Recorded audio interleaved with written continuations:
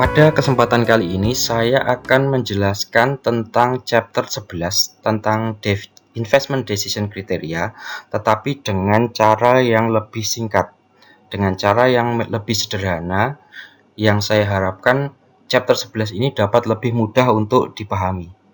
Kita tahu ya, untuk chapter 11 ini membahas tentang bagaimana sih cara kita agar dapat mengevaluasi peluang-peluang investasi yang ada. Apakah peluang investasi tersebut menguntungkan atau tidak? Atau dengan kata lain, apakah peluang investasi tersebut layak kita ambil atau tidak? Nah, dalam mengevaluasi peluang investasi yang ada, kita bisa mempergunakan beberapa tools atau beberapa teknik. Yang pertama, net present value. Yang kedua nanti profitability index. Yang ketiga, internal rate of return. Yang keempat, payback period. Yang kelima, discounted payback period. Saya mulai dari yang pertama dulu ya, tentang net present value. Apa sih net present value itu? Jadi net present value ini pada intinya adalah kita mencari selisih antara present value dari cash inflow dan cash outflow. Jadi kita lihat berapa sih sebenarnya selisihnya gitu ya.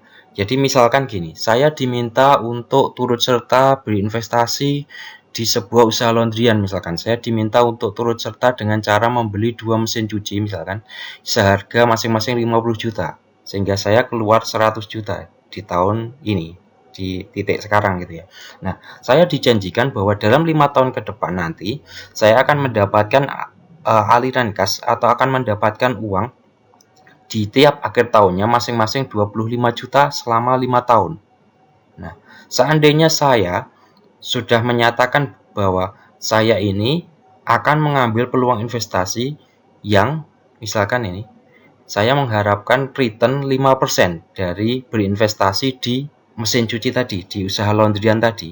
Maka nanti NPV-nya itu, kalau kita mengevaluasi apakah ini peluang investasi yang bagus atau tidak dengan menggunakan metode NPV, maka cara menghitung NPV-nya adalah sebagai berikut. Jadi pembayaran ini, cash inflow, aliran kas masuk 25 juta selama 5 tahun ini kita present value kan ke masa sekarang gitu ya. Nanti ketemu angkanya berapa.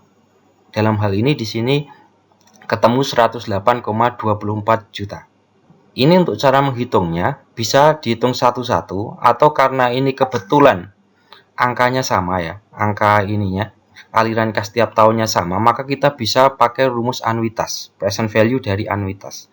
Kalau ininya tidak sama, mungkin kita bisa menghitungnya satu persatu. Nanti kita menghitungnya satu persatu ya. Jadi misalkan ini 25 dibagi 1 plus 5%. Ini 25 dibagi 1 plus 5% pangkat 2. Ini yang di sini 25 dibagi 1 plus 5% pangkat 3, dan seterusnya. Sehingga nanti ketemu present value-nya itu berapa. Nah, selisih dari present value aliran kas masuk ini dengan aliran kas keluar yang kita keluarkan tadi untuk membeli mesin laundry tadi, kan ketemu nih 8,24 juta. Nah, 824 juta ini adalah NPV-nya. Nah, decision kriterianya apa? Jadi kriteria pengambilan keputusannya adalah ketika NPV-nya di sini positif, maka kita akan menerima proyek ini, dalam artian kita ambil. Jadi kita jadi berinvestasi di usaha laundryan tadi. Kalau NPV-nya di sini nanti ketemu negatif, gitu ya, dalam artian di sini ini aliran kasnya kurang dari 25, misalkan cuma 20 juta gitu ya, maka nanti NPV-nya di sini akan ketemu negatif, sehingga nanti kita tolak. Itu kalau NPV. Nah, metode NPV ini bisa digunakan untuk mengevaluasi individual project. Jadi ada satu proyek yang ditawarkan ke kita, gitu ya, bagus apa enggak? Kita lihat pakai NPV-nya, kalau NPV-nya positif bagus kita ambil gitu ya. Atau bisa juga misalkan ada dua opsi gitu ya, yang misalkan sifatnya mutually eksklusif dengan jangka waktu yang sama gitu ya. Sama-sama misalkan berinvestasi di di usaha laundryan selama 5 tahun ke depan, sama yang satu lagi berinvestasi di misalkan usaha yang lain, misalkan rental PS misalkan dalam 5 tahun ke depan. Nah, itu bisa kita evaluasi dengan ini, mana yang NPV-nya lebih tinggi dari keduanya, nanti kita ambil gitu ya. Nah, bagaimana kalau misalkan kedua opsi investasi yang sifatnya mutually eksklusif, yang kita hanya bisa ngambil salah satu nih, ternyata jangka waktunya tidak sama, yang satu 5 tahun, yang satunya 10 tahun gitu ya. Nah, kita dapat menghitung equivalent annual cost-nya atau biaya ekuivalen per tahunnya. Jadi, kita lihat dari sisi biayanya. Nah, kalau misalkan struktur biayanya kayak gini nih. Jadi tadi selain keluar uang misalkan 100 juta tadi, di tiap tahunnya itu juga ada pengeluaran sebesar ini minus 5 juta gitu ya. Untuk biaya misalkan biaya perbaikan mesin cucinya seperti itu. Kita keluar juga biaya sebesar minus 5 juta selama 5 tahun ke depan. Nah, ini kita harus menghitung equivalent annual cost-nya dari usaha laundryan ini. Pertama, kita kumpulkan dulu. Jadi biaya-biaya yang keluar dari tahun pertama sampai tahun kelima ini kita present value kan dengan required rate of return tadi 5%. Jadi bisa pakai rumus anuitas karena kebetulan ini sama aliran kasnya, atau bisa satu per satu. Jadi nanti dibagi 1 plus 5%, ini dibagi 1 plus 5% pangkat 2, ini dibagi 1 plus 5% pangkat 3, dan seterusnya. Nanti ketemu 21,65 juta. Minus ya, minus 21,65 juta. Nah, ini kita jumlahkan dengan biaya awalnya. Jadi total biayanya atau NPV-nya itu minus 121,65. Ya, karena ini kan semuanya biaya nih, pengeluaran semua. Aliran kas keluar, jadi ketemu NPV-nya 121,65. Nah, kemudian equivalent annual cost itu apa? Equivalent annual cost itu pada intinya adalah berapakah gini ya, biaya-biaya yang harus dikeluarkan selama 5 tahun ini, yang dia itu kalau di present value kan ekuivalen dengan ini 1 minus 121,65. Atau kalau di obligasi sebenarnya kita di sini EAC itu sama dengan kita mencari PMT-nya, mencari payment-nya, mencari pembayaran bunga kuponnya tiap tahunnya gitu ya. Nah, jadi di sini kita mencari berapakah PMT yang ketika didiskontokan dengan tingkat bunga 5%, ketemu present value sebesar minus 121,65. Nah, di sini ketemu EAC atau equivalent annual cost-nya minus 28,10. Nah, nanti dari opsi investasi yang ada, beberapa opsi investasi yang ada tadi, kita pilih yang punya equivalent annual cost yang terendah. Jelas ya, ini karena ini biaya, jadi kita cari yang biayanya paling rendah. Itu kalau equivalent annual cost. Kita beralih ke metode yang kedua, profitability index. Profitability index ini sebenarnya mirip dengan NPV ya, mirip dengan net present value, cuman bedanya kalau ini dalam bentuk indeks atau rasio. Jadi dia sebenarnya adalah rasio dari present value future cash flow sebuah investasi dibagi dengan pengeluaran awalnya, initial cost-nya. Kita masih ingat ya yang tadi struktur aliran kas atau timeline yang tadi, jadi minus 100, 25, 25, 25, 25, 25 dengan I atau K atau discount rate 5%. Nah, ini kita kontokan dulu ke masa sekarang, kan ketemu tadi 108,24 tadi ya, yang untuk menghitung NPV tadi. Nah, profitability index itu, kalau tadi itu NPV ini dijumlahkan, kalau profitability index ini adalah ini 108,24 dibagi dengan 100. Kita abaikan minusnya ya, karena ini minus ini sebenarnya hanya menunjukkan aliran kas keluar saja. Jadi 108,24 dibagi 100 ketemu 1,08. Nah, nanti decision kriterianya apa? Kalau profitability index-nya ini lebih dari 1, yang dalam artian apa? Kalau ini lebih dari 1 kan berarti di sini pasti lebih dari 100 nih. Sehingga NPV-nya positif, maka dia diterima. Kalau di sini kurang dari 1, dalam artian di sini kurang dari 100 pasti kan, karena ini dibagi ini kan ketemu ini, maka nanti NPV-nya kan negatif, jadi ditolak. Hanya itu saja sebenarnya, mirip dengan NPV. Nah, kemudian yang ketiga, kita bisa pakai metode internal rate of return atau IRR. Apa sih IRR itu? IRR adalah tingkat diskonto atau discount rate yang menghasilkan zero NPV, atau tingkat diskonto yang membuat timeline yang telah kita buat tadi menghasilkan NPV 0. Kita ingat tadi ya, kan struktur aliran kasnya seperti ini. Nah, kita berarti nanti pengen mencari IRR itu sama dengan mencari berapa diskon rate yang bisa membuat ini 25, 25, 25, 25, 25 ini bisa menjadi sama dengan 100. Ya, karena nanti kan 100 tambah minus 100 ini kan jadinya 0, NPV-nya kan 0 nanti. Nah, agar NPV-nya 0, maka ini 25, 25, 25, 25, 25 ini harus didiskontokan dengan tingkat diskonto tertentu yang dia itu nanti hasilnya 100 juta. Nah, tingkat diskonto tertentu itulah IRR-nya.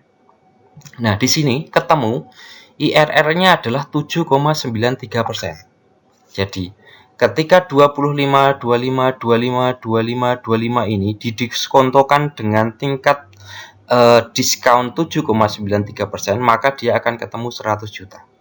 Itulah intinya dari IRR. Nanti decision kriterianya apa? Kriteria pengambilan keputusannya adalah, jadi ketika IRR-nya itu lebih tinggi dari required rate of return, maka diterima. Kalau IRR-nya ini lebih rendah dari required rate of return, maka ditolak.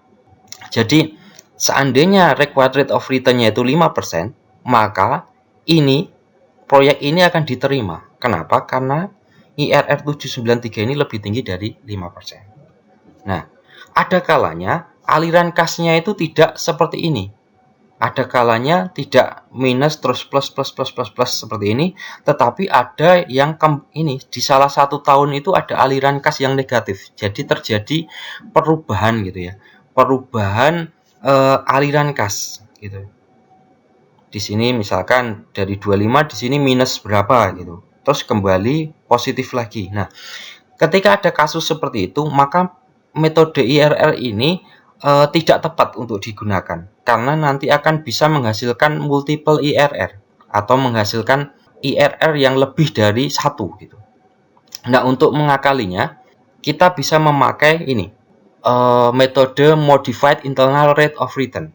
Jadi inti dari IRR ini, MIRR ini adalah kita mengubah bagaimana caranya agar timelinenya itu hanya terjadi sekali perubahan tanda aliran kas gitu ya.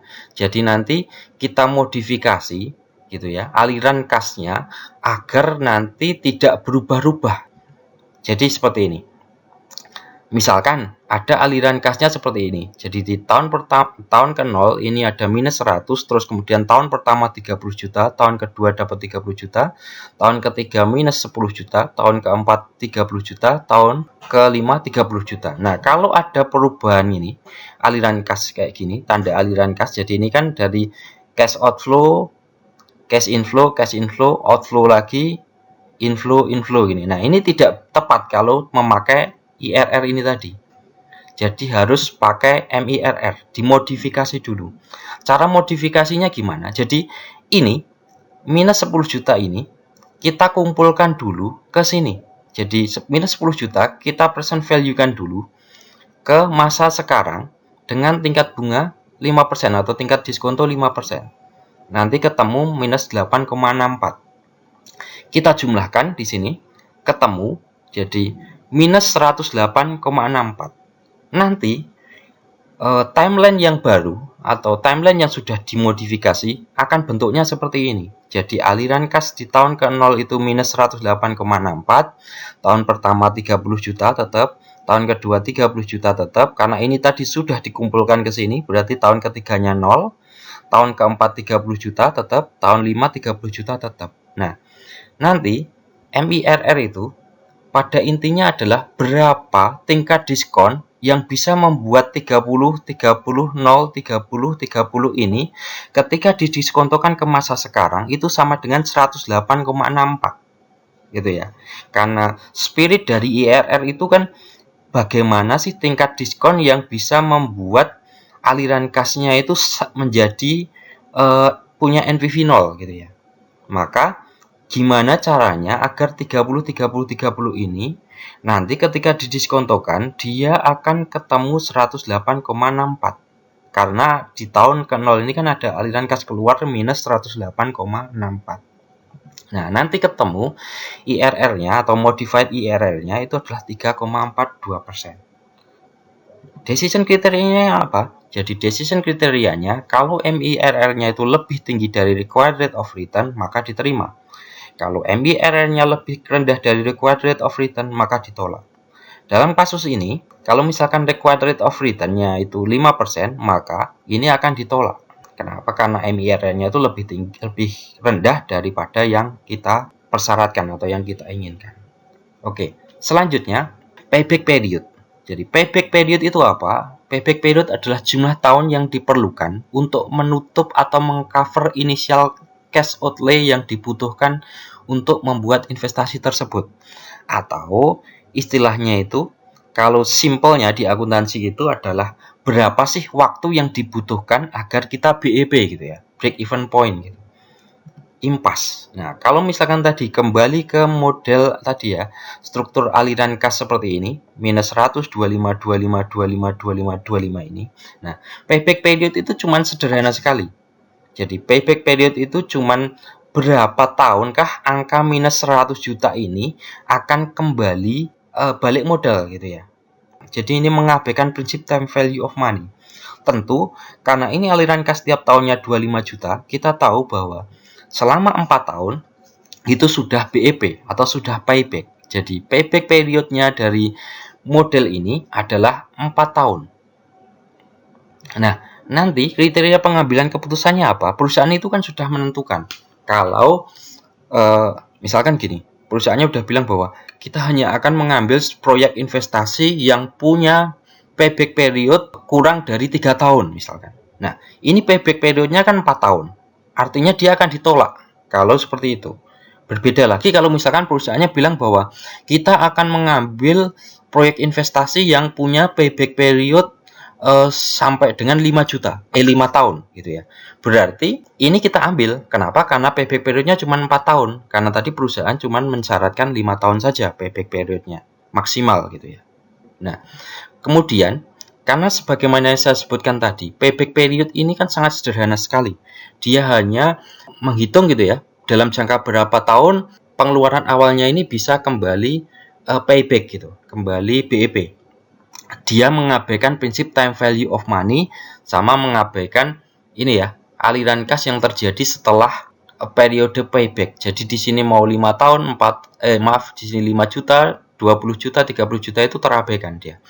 Nah, untuk mengatasi permasalahan kelemahan dari payback period ini, ada yang dinamakan metode discounted payback period. Nah, discounted payback period ini kan sama sebenarnya dengan payback period, cuman bedanya dia memasukkan unsur time value of money di sini.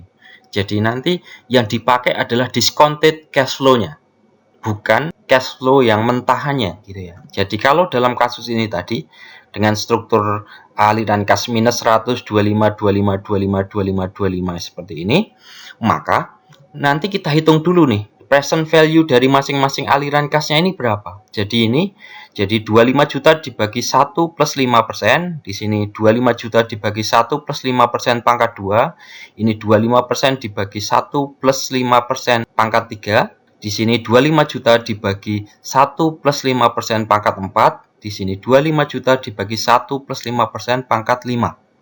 Nah, masing-masing ini ketemu kan present value-nya berapa. Nah, kalau kita lihat di sini, kita kan butuh 100 juta nih. Kita butuh 100 juta untuk menutup pengeluaran awal minus 100 ini. Nah, di sini kalau kita jumlahkan sampai dengan tahun keempat, ini baru ketemu 88,65 juta. Artinya apa? Agar impas kita masih butuh 11,35 juta. Gitu ya. Nah, di tahun kelima ini kan setara dengan 19,59 juta. Artinya nggak sampai di akhir tahun kelima, nggak sampai akhir tahun kelima penuh gitu ya, kita sudah impas. Nah, untuk mengetahui berapa gitu ya, berapa lebihnya itu, maka nanti tinggal sisanya ini 11,35 dibagi dengan aliran kas ini, present value dari aliran kas tahun kelima 19,59 ketemu 0,6. Artinya discounted payback periodnya itu 4,6 tahun. Nah, decision kriterianya apa? Jadi sama dengan payback period tadi, tinggal berapa sih discounted payback period atau payback period yang kita minta gitu ya. Kita bandingkan dengan discounted payback periodnya gitu ya. Kalau dia lebih discounted payback periodnya ini lebih singkat ya kita terima. Kalau discounted payback periodnya lebih lama gitu ya, ya tentu kita tolak. Seperti itu. Jadi ini inti dari chapter ke 11. Terima kasih.